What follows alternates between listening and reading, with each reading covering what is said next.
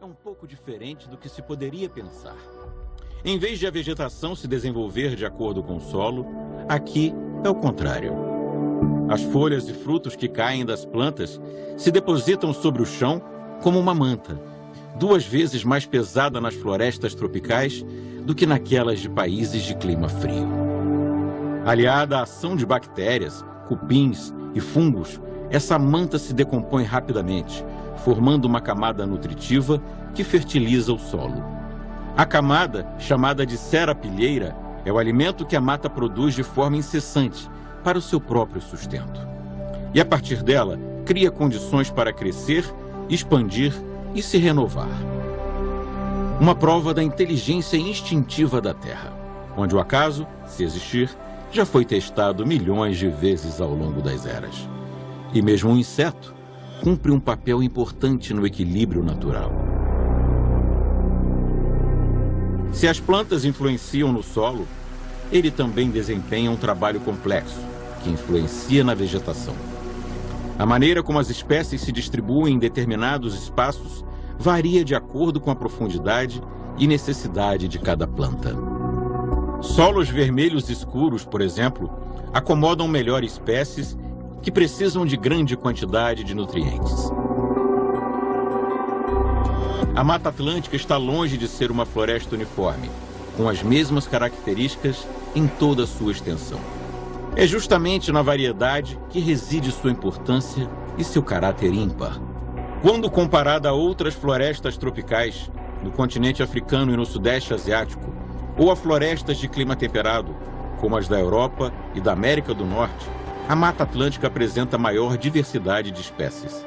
São cerca de 20 mil tipos de plantas diferentes, muitas que só existem aqui, e que por isso precisam de proteção para não desaparecer.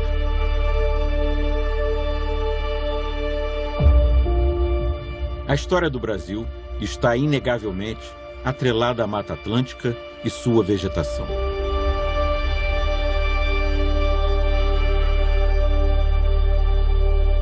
Foi nas bordas da floresta que o país se fez conhecer para o resto do mundo, com a chegada dos portugueses. E avançando mata dentro, as primeiras vilas foram surgindo.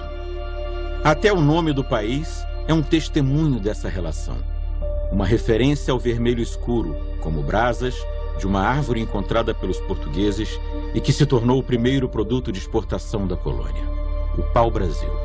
A espécie era usada na fabricação de corantes e de instrumentos musicais, e foi tão comercializada que se tornou rara. Ainda hoje é considerado um perigo de extinção.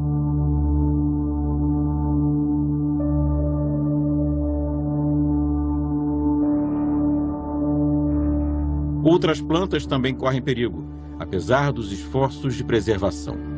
É o caso do palmito jussara, uma palmeira encontrada ao longo de toda a Mata Atlântica e em alguns trechos do Cerrado. Por ser uma árvore de crescimento lento e servir de alimento a diversos animais, o caminho até que a espécie deixe de ser considerada vulnerável ainda é longo.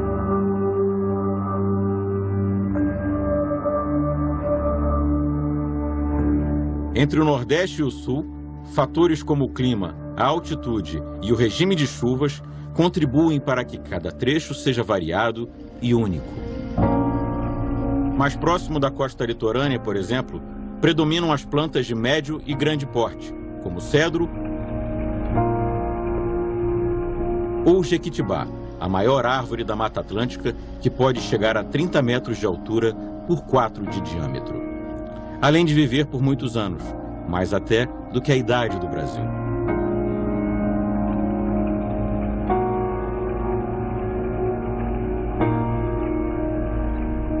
Quanto mais se avança rumo ao interior, a floresta vai ficando menos densa, com plantas espaçadas. A altura das árvores é um pouco menor e espécies como a jabuticabeira são facilmente encontradas. Na primavera e no verão, a árvore fica assim, carregada de frutos. Mas quando o frio chega, trazendo a estiagem, ela perde parte das folhas como uma defesa natural para atravessar a falta de chuvas. Diferentes tipos de ervas arbustos e flores podem ser encontrados em todas as partes da floresta.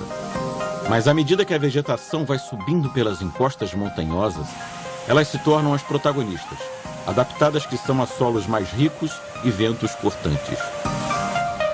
Bem no alto dos morros, a mais de 1000 metros acima do nível do mar, onde as nuvens quase tocam o chão e a umidade ainda é maior pelo deslocamento das massas de ar vindas do oceano,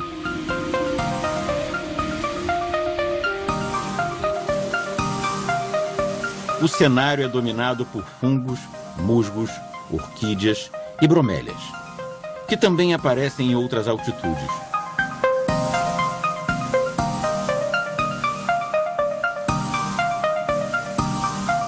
E que, devido ao seu formato, pode acumular água dentro de si e criar um ambiente acolhedor para pequenos animais.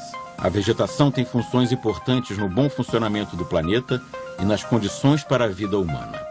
Não só produz oxigênio e retira gás carbônico da atmosfera, como também ajuda a proteger o solo do desgaste causado pelas águas e ventos, o que reduz as chances de deslizamentos e enchentes.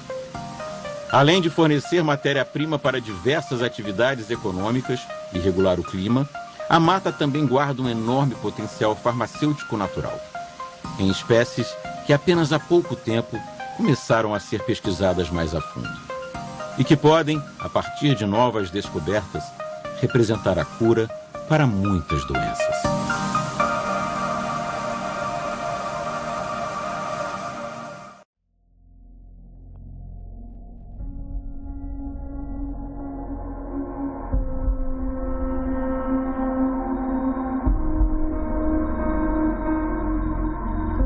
Uma floresta diversa certamente abriga uma fauna variada e peculiar.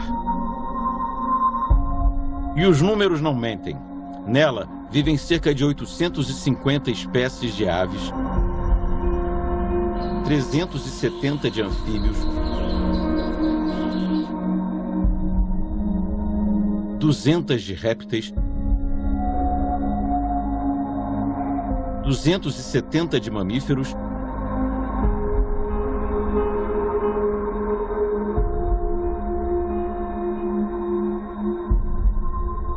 350 de peixes.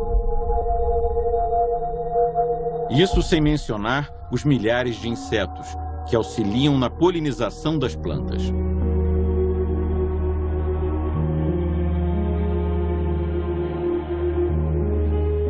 Cada animal é parte da lógica da floresta.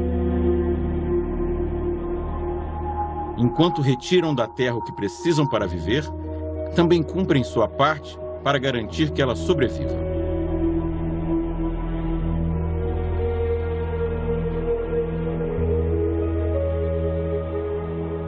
Os coatis, por exemplo, são bons para espalhar sementes dos frutos que consomem, o que vai originar novas árvores.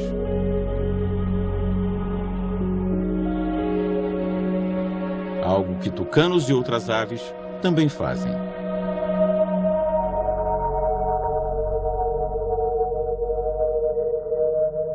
Serpentes como a boipeva, por sua vez, ajudam no controle populacional de anfíbios, que servem de alimento para ela.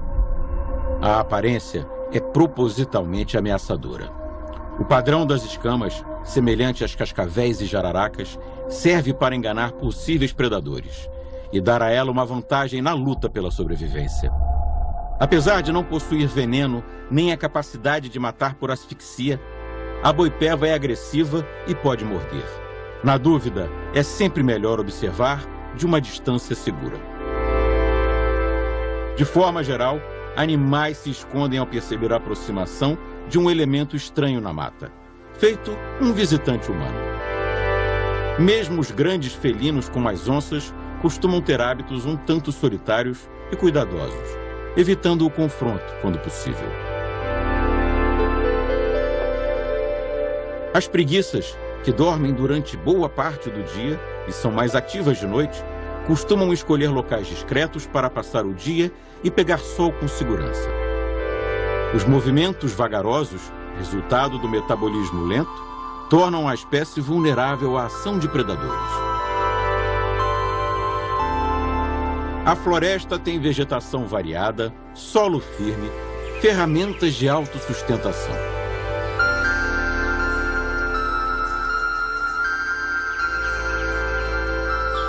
Do que mais se pode necessitar?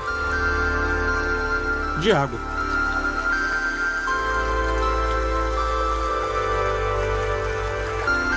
145 milhões de pessoas moram nos 17 estados de Mata Atlântica.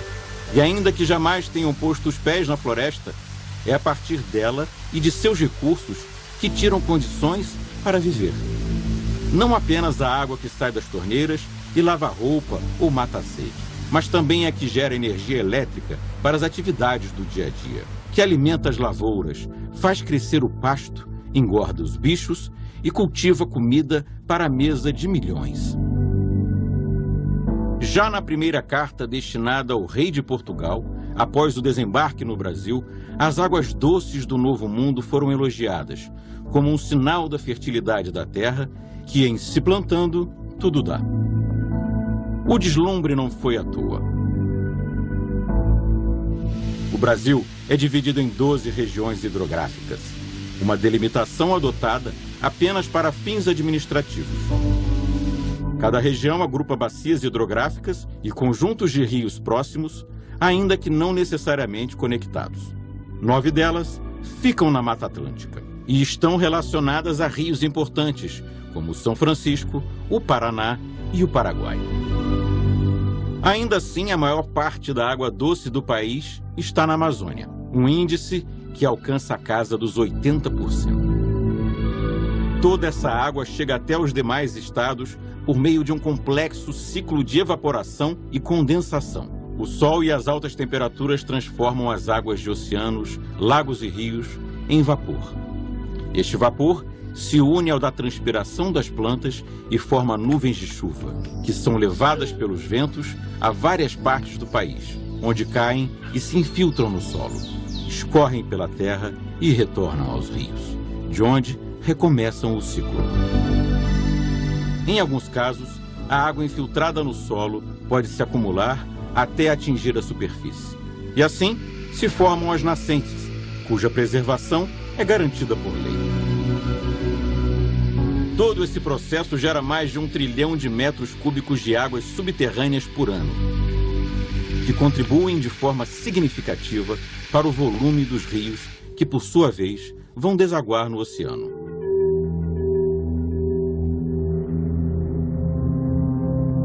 No caminho, parte dessa água é empregada em diferentes usos, e é neste ponto que as atividades humanas podem impactar na sua qualidade. Uma forma simples de melhorar a qualidade dos mananciais de água é a solução oferecida pela própria natureza.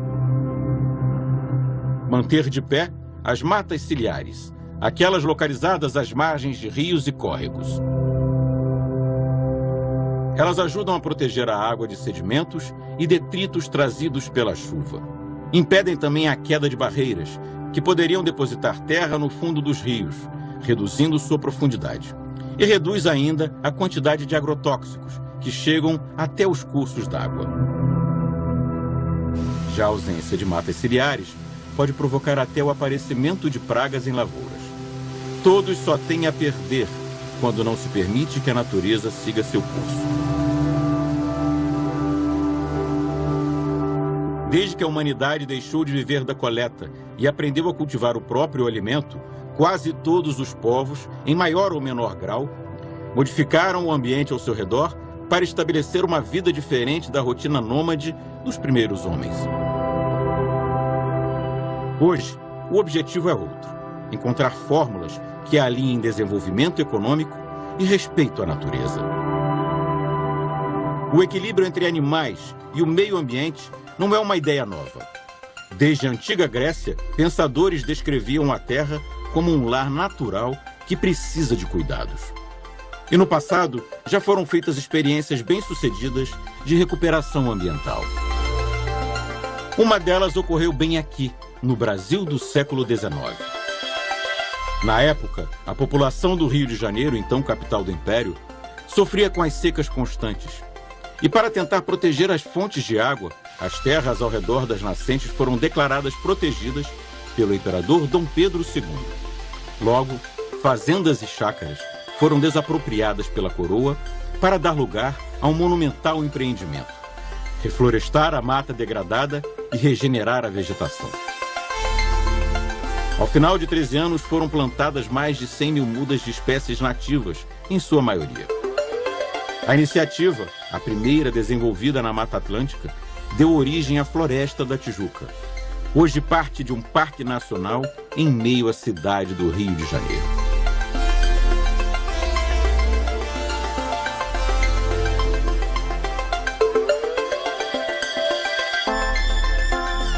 Um oásis verde na agitação da metrópole e que ainda guarda vestígios das alterações feitas pela mão humana.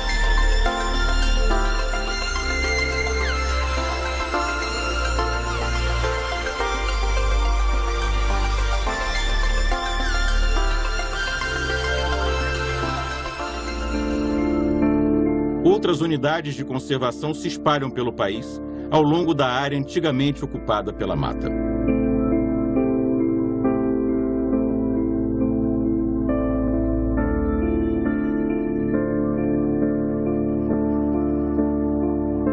E não faltam esforços para recuperar ao menos parte da grandeza perdida. Como um sinal de que as coisas ainda podem mudar, um simpático jabuti-tinga se aproxima. A espécie não era vista na Floresta da Tijuca havia mais de 2 séculos. Uma ausência muito sentida. Jabutis são bons dispersores de sementes e ajudam as plantas a se disseminar pela mata. Trazer o animal de volta foi resultado de muita pesquisa e observação por parte do projeto Refauna, que há mais de 10 anos reintroduz na floresta espécies há muito desaparecidas. O mundo mudou desde a época colonial.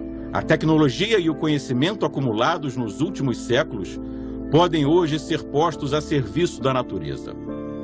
E a Mata Atlântica se tornou uma joia a ser preservada.